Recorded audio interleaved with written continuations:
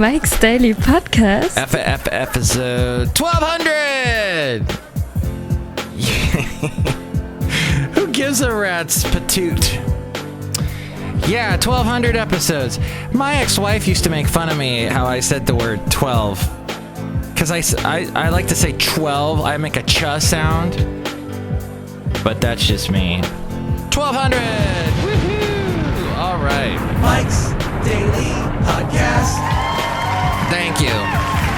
Here we are at Cafe Anyway. Yes. Mike's Daily Podcast. And I would like to say... Anyway, I think that I tried not to watch the debate. I did not want to get depressed last night, so I decided against it. And then I didn't want to participate in all that political... So, you know what I found? Mike's Daily Podcast. I found The Great Castles of England to be a fantastic alternative. Mike's And I watched that on Netflix. Daily Hey, so Podcast. idiot me didn't Yeah! buy Netflix stock back in 2011. That would have been smart because it's going through the roof because of people like me. I am watching Netflix because I hate normal television because of the crap. Like I was talking to my roommate. He loves watching Netflix and watching... But he also likes The Walking Dead and stuff that appears on normal television or cable TV. And I tell him, you know, I'm just so sick of the American television TV, the TV shows that we make in America. Everything is the same. All the characters, the actors is what they are. They're all really good looking. They're all CW because the CW changed the way television is. Everybody's got to be young and beautiful. It just you can't take your eyes off the TV because oh my gosh, that person is so beautiful. But they don't represent what real life is. It's still predominantly white. It's still, and the stories, the big thing is you got to tell stories out of sequence. Thank you, Lost. Thank you, Memento. Thank you, every other movie that came out that told the story out of Pulp Fiction, that told the story out of sequence. How I Met Your Mother. Oh my gosh, did you hear there's going to be a reunion for How I Met Your Mother? Jason Segel. Well, basically, they're all out of work. What have they done since How I Met Your Mother? Neil Patrick Harris has done a gazillion Heineken ads. Woohoo! Where he gets to stand in front of a white background and not move. It looks, if you watch that ad, if you watch that commercial, it looks as if all they filmed was his head. Because the rest of his body isn't moving at all. And then there's a woman in the ad, and she doesn't look like she's moving at all. And there's a lot of TV commercials where you have like super good quality. It's done, you know, it's not done with the shoddy old videotape. Can your knife do this? Ginsu knife. It can cut a can. I'm totally not acknowledging anyone that's coming in right now. I know there's a lot of people here because it's the 1200th anniversary and we're all excited, but it's a big round number, 1200, but anyway, what they do is they have the people stand in front of they don't the whole concept in a lot of commercials is the spokespeople don't move at all. And then they talk. And it harkens back anyway to the 1950s where you'd have someone standing there and looking at the screen, usually smoking a cigarette, going, I want to talk to you about your life insurance. Hello, I'm television's Hugh Downey, and I would like to say, you are going to die. Why not cash in on the whole thing and have your family win a bunch of money when you die, and that'll be great. It's an offer you can't refuse. All right, now we're just silly. Let's talk to some of the people that are here. There's this person. Hi! It's Benita the rodeo queen. Hi, it's my horse Dilly. It's a Disgruntled Fiddle Player, tell you what. What? Yeah, we're all here today to celebrate your 1200th anniversary of the Mox Daily Podcast Show. You know, I've known the Disgruntled Fiddle Player a long time, and Benita, and the Brewmaster, who's also here. I make the root beer. Oh, boy. He's pouring us some root beer. We go back to a show called the Santa Fe Cafe, which I did back in Ventura. And it's so funny. I just heard from someone in Ventura. Ghost hunter Richard Sennett. He gets really busy this time of year. He's fascinating to talk to about ghost stories, predominantly around the Ventura area, but he can talk about just the tales he tells of ghost sightings and interesting old stories of people. He's just a really great guy, and I haven't spoken to him. Well, it's funny. The last time we talked was on Facebook 5 years ago. And you know, Facebook does that memories thing where they show you stuff from, hey, 5 years ago, you posted this. And so I clicked on the post. I clicked on the comments under the post, and all of a sudden there was Richard Sennett. And I said, and he had said something like, oh, I'm listening to your podcast. I missed the Santa Fe Cafe. And I clicked like on it. And I had commented way back 5 years ago, Richard, you need to be on the show. And here's today's podcast picture. Oh, hold that thought. The picture today is of the San Leandro Marina. It's so nice. It's got boats, because that's what marinas have. And some of them get lost in the fog. And then there's this beautiful sunset happening behind it. I took this picture recently. Enjoy that picture now at Mike'sDailyPodcast.com, where you can also help out the show, support the show through the Amazon link. Click on that, buy whatever it is you're going to buy. That helps us out tremendously. Yeah.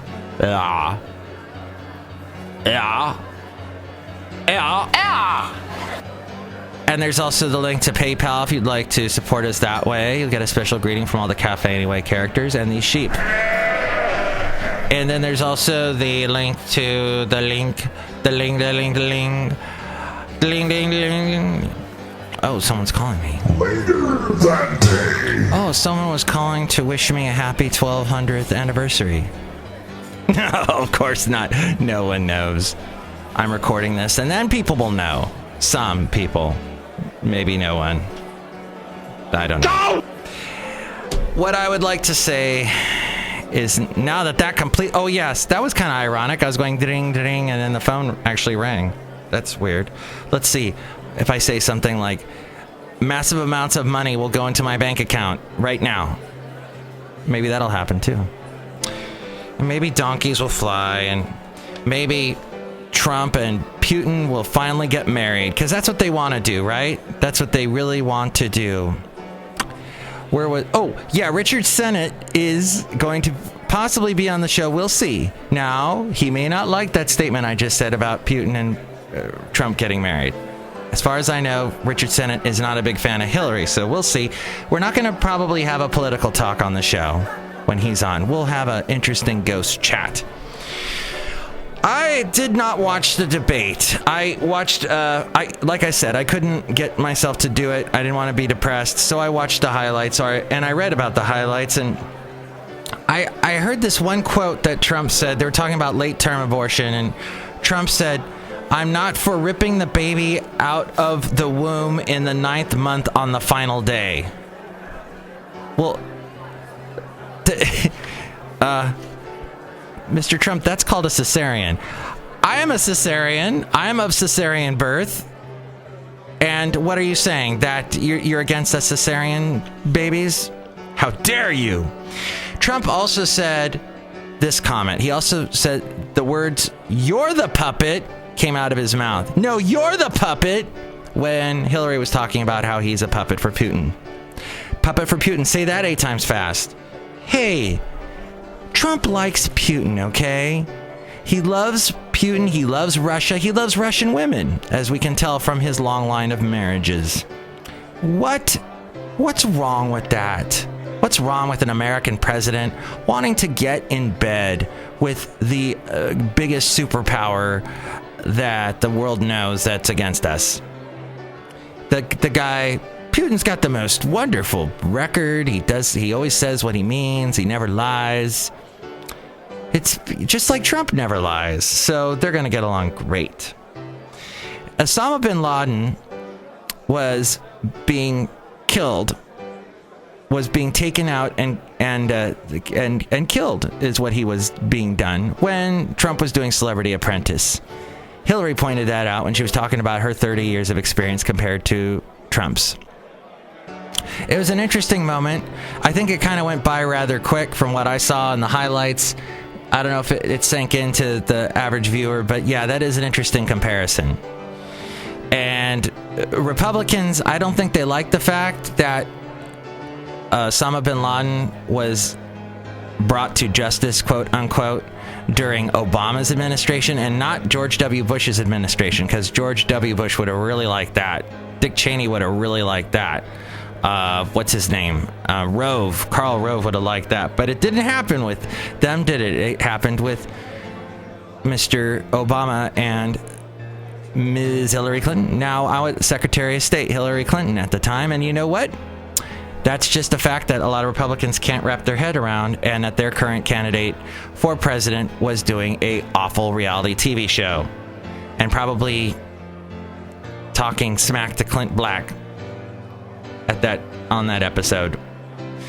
There has been a political ad that I've been watching on Fox News, because for some reason our TV is stuck on Fox News here at Cafe Anyway as a sweet bit of irony. And, you know, I try everything I can to make it get off of Fox News, but seriously, it's stuck, and let me hit it this time. Nope, nothing. Well, but there's this ad for Hillary that says Hillary will do anything to get elected. And Trump kind of echoed that in the debate, saying that she's been running a crooked campaign and that it was Hillary's fault that the Busgate came out when we were talking about on the last show. No, Busgate was going to be suppressed by NBC, and then it got leaked. I got into a conversation about leaks and WikiLeaks and Julian Assange and Edward Snowden with Haley yesterday. And Haley's like, you know, I listened to your show, and I said thank you. And Haley said, you know, I agree with you, Julian Assange is a jerk, because he says he leaks information. He's giving you the raw information that the governments or whatever agency doesn't want you to know. But in fact, he gives you the filtered information. He tilts the information in a way so that it will be presented. He doesn't give all the information. So you've got to question what Julian Assange is giving out. And you got to question his motive. He hates Hillary. He wants Trump to win. You've got to question his background. He is in league with Edward Snowden. Edward Snowden is in Russia right now. So there's all these questions. And this dovetails nicely into today's news segment, which we call the FM Project. The Fascinating Material Project. FM Project. The last thing I forgot to mention, of course, the biggest thing, what they kept talking about on all the news stations, the slanted liberal media, was talking about how Trump, the one thing they pulled out of the debate was that Trump said that he will not accept the election no matter what the outcome is. He will not, if Hillary wins, he won't accept it. He basically said, they pressed him, Chris, what's his face, the guy from Fox, was like, are you saying that you're not going to accept the election if you lose? And he said, I don't know, I'll keep you in suspense, bada bing, bada boom. And the thing is that, and Hillary, rightly so, said she was horrified by that, appalled. The fact is that is wrong. You cannot do that. He thinks he can get away with doing, I'm doing everything my way. I'm not going to adhere to your rules. But that's one thing you can't do. And that leads us all to think, well, what else can he do that president should not do? And that is press the button.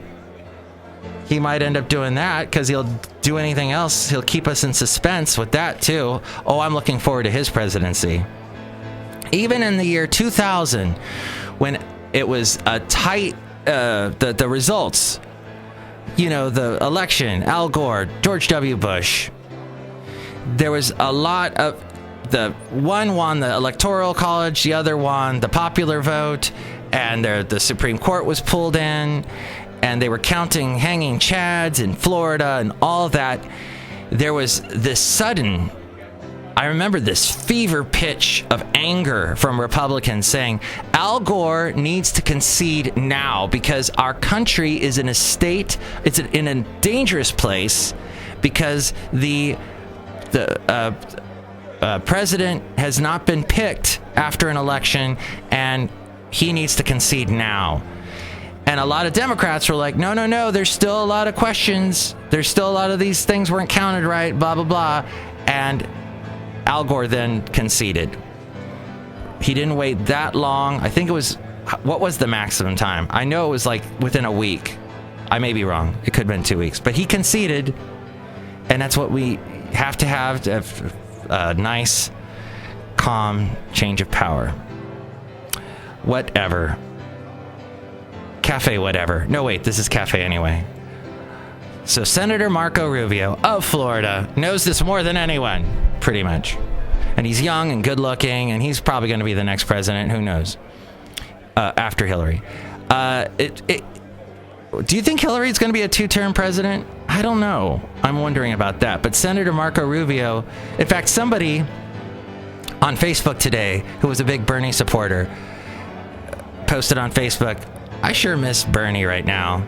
And a lot of people, commented, me too. And it amazes me because she's a millennial, kind of a hipster. And the fact that she was such a big fan of this old white guy is so great. It's so, this old, Bernie was, I think we'll look back on this election and go, wow, Bernie Sanders was an actual thing. How cool was that? It was an interesting sort of, no one really expected it to happen that way before, 4 years previous. I don't think we were, thinking of Bernie is what I'm saying.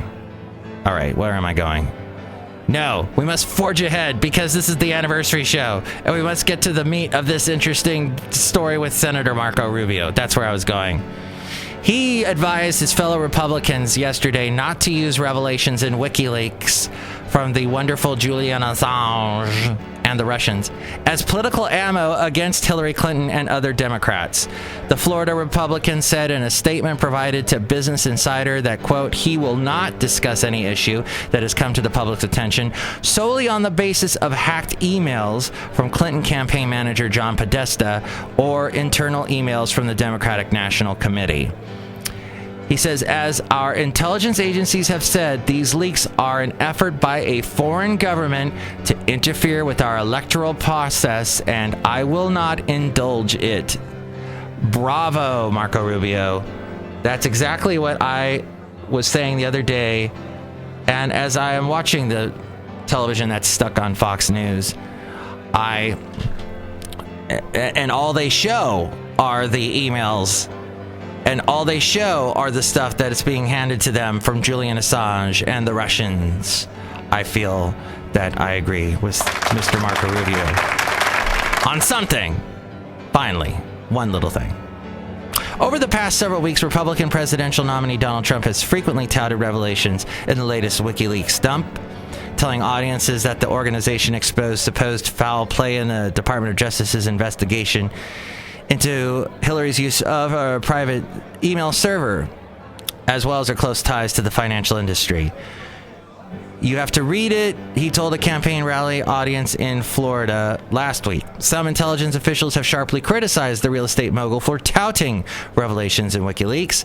Former Deputy Director of the CIA, Michael Morrell, told reporters during a press call hosted by the Clinton campaign last week that Trump was actively embracing the Russians' alleged attempt to tip the election in his favor. In my mind, he's actually cheering it on, he said. He's reading from WikiLeaks material at his rallies. He's encouraging people to read the hacked materials. He's encouraging this attack on our democracy. I just find that amazing and shocking. That from MSN.com and the Business Insider. So what do you think? You can email me, mikesdailypodcast@gmail.com as we go outside a cafe anyway, where we bring you Mike's Daily Podcast somewhere in Podcaster Valley. As Haley told me, we need whistleblowers, and I absolutely agree with that. Well, that's it for today.